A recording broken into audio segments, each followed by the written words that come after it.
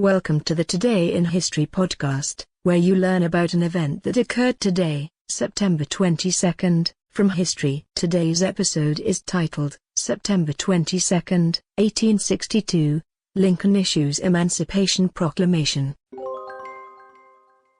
On this day in 1862, President Abraham Lincoln issues a preliminary Emancipation Proclamation, which sets a date for the freedom of more than 3 million black slaves in the United States and recasts the Civil War as a fight against slavery.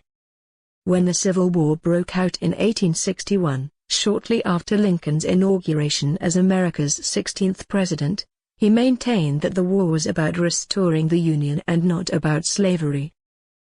He avoided issuing an anti-slavery proclamation immediately, despite the urgings of abolitionists and radical Republicans, as well as his personal belief that slavery was morally repugnant. Instead, Lincoln chose to move cautiously until he could gain wide support from the public for such a measure.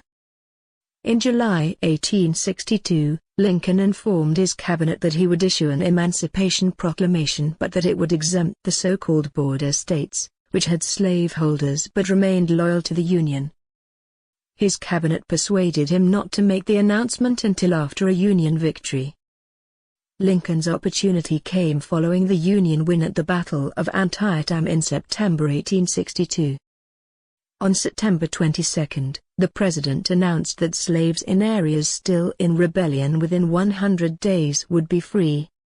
On January 1, 1863, Lincoln issued the final Emancipation Proclamation, which declared that all persons held as slaves within the rebel states are, and henceforward shall be free.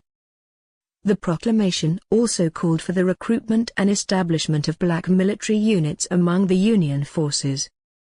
An estimated 180,000 African Americans went on to serve in the Army, while another 18,000 served in the Navy.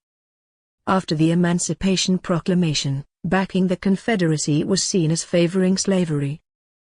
It became impossible for anti-slavery nations such as Great Britain and France, who had been friendly to the Confederacy, to get involved on behalf of the South.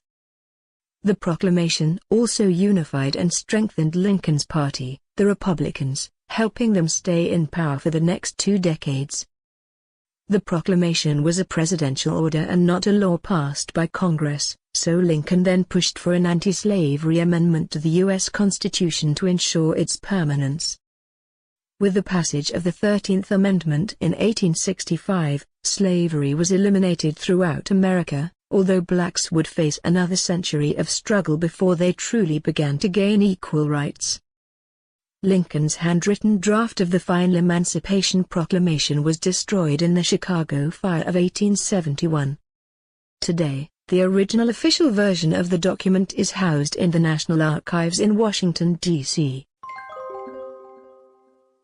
Today's historic event is provided by History.com.